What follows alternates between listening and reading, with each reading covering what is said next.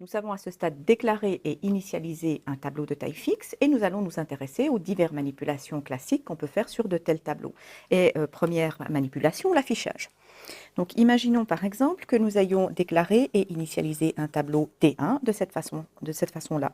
Nous allons aboutir à la situation suivante en mémoire. Dans la variable T1, nous avons une référence, une adresse vers le tableau. Le tableau est initialisé ici de cette façon. Et supposons maintenant que je souhaite afficher le tableau en utilisant simplement une instruction telle que celle-ci. Donc, je passe à l'instruction system.out.println, le tableau T1 que je souhaite faire afficher. Ici, ce que je vais afficher, c'est le contenu de T1 qui se trouve être une référence. Et ceci va en fait se traduire par un affichage un peu étrange qui aura cette allure-là, quelque chose comme FE 252-35D, qui va correspondre en fait à quelque chose qui est une référence vers le tableau, quelque chose de pas très compréhensible. En réalité, ce que l'on souhaite faire, c'est plutôt faire afficher le contenu du tableau. Et pour ceci, eh bien, nous n'avons pas d'autre choix que de prévoir une boucle pour itérer sur chacun des éléments du tableau et les afficher un par un.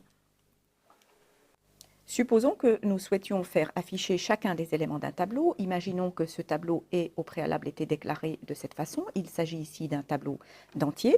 Comment itérer sur un tel tableau pour afficher chacune des cases ici? Eh bien, nous disposons de deux solutions classiques. La première est ce que l'on appelle itération sur ensemble de valeurs, qui va s'écrire de cette façon. Donc, le mot réservé fort, et entre parenthèses, il faudra indiquer le type des valeurs du tableau, ce qui doit être évidemment du même type que ce que l'on a spécifié ici. Ensuite, nous devons donner un nom de variable qui va permettre de désigner une des cases du tableau. Et ensuite, après deux points, nous devons indiquer le tableau sur lequel nous voulons itérer.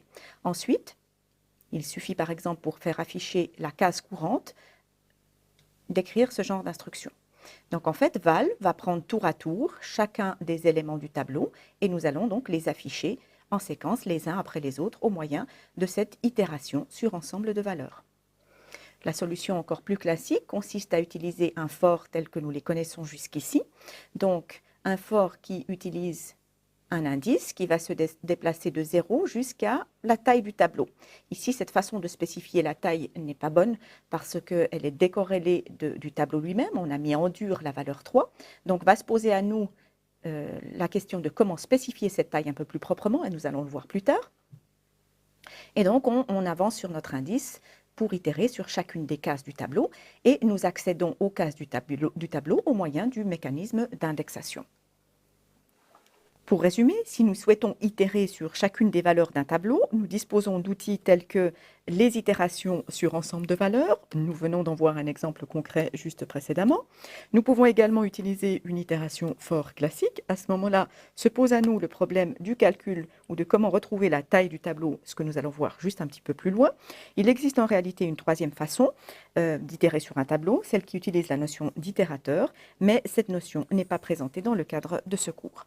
Donc revenons à la question qui nous préoccupe pour les itérations classiques. Comment spécifier la taille d'un tableau de taille fixe? Comment retrouver cette taille? En Java, il est possible de connaître la taille d'un tableau à partir de son nom. Il faut pour cela avoir recours à une notation particulière. Cette notation est la suivante. Donc j'utilise le nom du tableau, suivi de points, suivi du mot réservé length. Un exemple concret, je déclare initialise un tableau score contenant 4 éléments. Si je veux faire afficher la taille du tableau, il me suffit d'avoir recours à la notation que je viens de décrire, donc nom du tableau, suivi de points, suivi de length, qui ici, bien évidemment, va afficher 4. Un exemple analogue ici, avec un tableau de booléen à 2 entrées. Il est important de noter ici que length va vous donner toujours le nombre possible d'éléments et que le remplissage effectif n'a pas d'importance. En clair, le fait que vous ayez explicitement mis des valeurs ou pas n'est pas pris en compte. Ici, un exemple concret. Donc ici, nous déclarons un tableau sans l'initialiser avec des valeurs concrètes, effectives, ni par une affectation de ce type, ni par l'affectation d'un tableau global avec un certain nombre d'éléments dedans. Donc, je n'ai pas mis de valeur explicite à l'intérieur de mon tableau. Pourtant, si je fais afficher la longueur du tableau, je retrouve effectivement 2. Pourquoi? Parce qu'ici, au moment de la construction du tableau, je lui ai alloué une taille de 2, ce qui signifie que je vais avoir cette situation en mémoire. La variable score est une référence vers un tableau à 2 entrées. Et l'on sait que par défaut, ces entrées sont initialisées avec 0 pour des entiers. Donc effectivement, nous avons bel et bien affaire à un tableau de taille fixe contenant 2 entrées et length va nous donner cette taille. Donc, peu importe que nous ayons initialisé avec des valeurs explicites ou pas. Nous nous sommes intéressés à comment itérer sur l'ensemble des valeurs d'un tableau. Nous avons vu qu'il était possible de le faire avec une boucle for classique, ce qui nous a amené à discuter le problème du calcul de la taille d'un tableau. Mais avant de clore sur le chapitre des itérations, revenons un petit peu sur l'autre type d'itération, les boucles for permettant d'itérer sur un ensemble de valeurs. Donc, nous avons vu que ce genre de boucle for s'écrit ainsi, et nous pouvons constater aisément qu'il s'agit d'une façon très simple et très élégante d'itérer. Nous n'avons même pas ici à nous préoccuper de la taille du tableau. Cependant, il existe un certain nombre de limitations à cette boucle for que nous ne rencontrons pas avec l'itération classique et qui sont les suivantes que nous allons détailler maintenant. Première limitation, une itération sur ensemble de valeurs ne va pas nous permettre de modifier le contenu du tableau. Donc ici, si j'ai déclaré initialiser un tableau de cette façon et que je souhaite itérer sur ce tableau au moyen d'une itération sur ensemble de valeurs, le fait d'écrire quelque chose comme ceci ne va pas permettre de modifier le contenu du tableau. Donc je ne peux pas modifier le tableau en ayant recours à une notation de ce genre-là. Deuxième limitation, je ne peux parcourir qu'un seul tableau à la fois. Donc, je ne peux itérer que sur un seul tableau. Donc ici, une notation de ce type n'existe pas. Si on imagine qu'on aimerait, par exemple, itérer sur 2 tableaux en même temps par une notation de ce genre, pour, par exemple, comparer les valeurs du premier tableau avec les valeurs du deuxième tableau, ceci n'existe pas. Donc, nous ne pourrons pas, avec une itération sur ensemble de valeurs, procéder au parcours simultané de 2 tableaux. Troisième limitation, au travers de la variable val, je ne peux, avec une itération sur ensemble de valeurs, accéder qu'à un seul élément à la fois. Donc, par exemple, il ne va pas être possible de comparer un élément du tableau avec son suivant. Je ne peux accéder au travers de val qu'à un seul élément à la fois. Et enfin, dernière limitation, je ne peux itérer que d'un pas en avant seulement. Donc, si par exemple, j'imagine de pouvoir sauter de 2 en 2 dans le tableau, ceci n'est pas possible avec une itération sur ensemble de valeurs. À noter que les itérations classiques ne présentent aucune de ces limitations. Donc, il est possible de tout faire avec une itération for classique. Manipuler des tableaux exige de prendre un certain nombre de précautions. Il faut être attentif à un certain nombre d'aspects pour ne pas causer des erreurs soit à la compilation, soit à l'exécution du programme.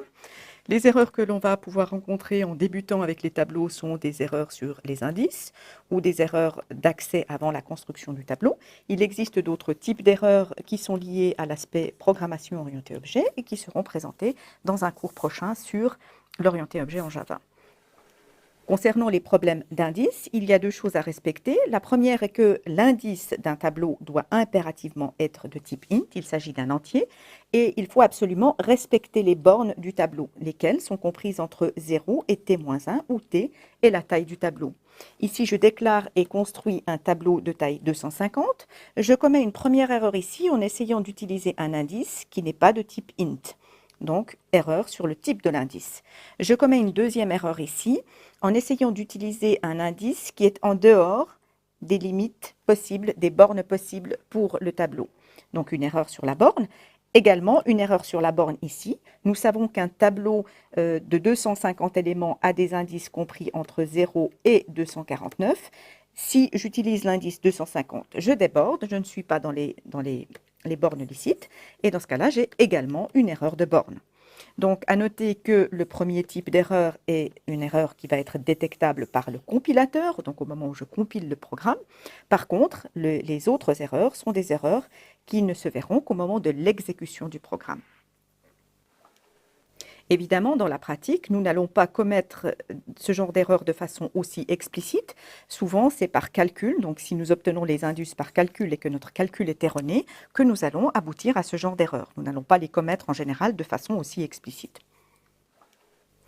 Autre erreur classique, l'accès avant construction. Donc en Java, si on souhaite accéder par l'indexation à un élément du tableau, il est impératif que le tableau ait été au préalable construit. Alors la construction d'un tableau peut se faire par exemple en indiquant directement les valeurs au moment de la déclaration du tableau, ce que l'on voit ici au niveau de cette instruction. Donc au moment où je déclare mon tableau, j'y mets un certain nombre de valeurs explicitement au moyen d'une affectation de cette nature-là. Donc évidemment ici, il existe, l'élément d'indice 0 existe bel et bien et il est possible d'y accéder. C'est tout à fait licite de procéder à ce genre d'accès à la case d'indice 0 du tableau. Par contre ici, j'ai une situation qui est un petit peu différente. Je déclare mon tableau, mais je ne construis pas le tableau. Donc je ne lui affecte pas de valeur initiale au moyen d'une affectation de cette nature, pas plus que je ne construis le tableau au moyen de ce second type d'instruction qui me permet de lui donner une taille initiale et d'allouer un certain nombre de cases pour ce tableau. Donc étant donné que je n'ai recours ni à cette possibilité ni à celle-ci, l'accès à une case du tableau est impossible. Donc ici, j'aurai une erreur. Donc ce qui me manque au niveau de cette instruction est d'avoir construit le tableau au préalable, ce que je peux faire par une tournure de cette nature-là, et à ce moment-là, le problème est résolu et je n'ai plus de problème d'accès avant construction.